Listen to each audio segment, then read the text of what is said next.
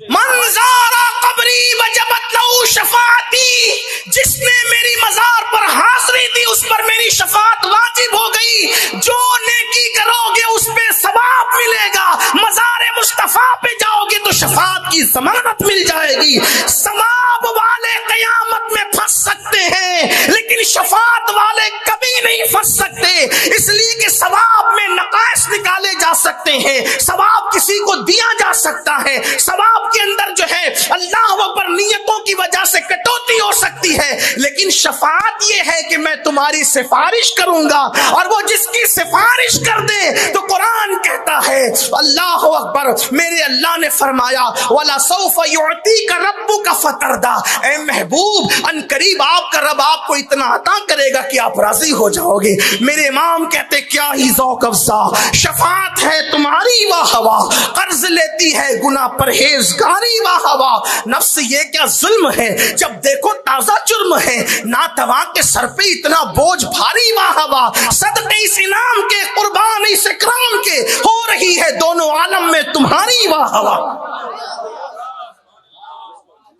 دو مرتبہ مت آنا، عید اور بقرعید کی طرح جب جب موقع ملے، جب جب موقع ملے. ارے موقع کیا ملے، موقع نکال کر آنا. اس لیے کہ فرشتوں کو زندگی میں ایک بار اور عاصیوں کو جب چاہا بلا لیا، جسے چاہا در پہ بلا لیا، جسے چاہا اپنا بنا لیا. یہ بڑے کرم کے ہیں فیصلے، یہ بڑے نصیب کی بات. دیکھو حدیث تو ایک ہی تھی نا، حدیث اب سمجھ میں آیا مطلب کیا. ان کے پاس دلیل میں کوئی بات نہیں، ہمارے پاس تو دلیل میں حدیثیں موجود ہے، قرآن کی آیت موجود ہے. دیکھو میں نے ایک حدیث پڑھی، دوسری حدیث میرے آقا فرماتے ہیں جو میرے وصال کے بعد میری قبر پر آیا ایسے ہی ہے جیسے وہ میری ظاہری حیات میں میرے مزار پہ آیا.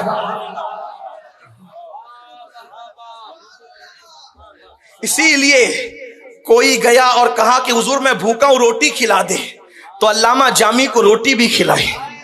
کسی نے کہا مسافہ کرنا چاہتا ہوں، تو احمد کبیر رفاعی کے ساتھ مسافہ بھی کیا.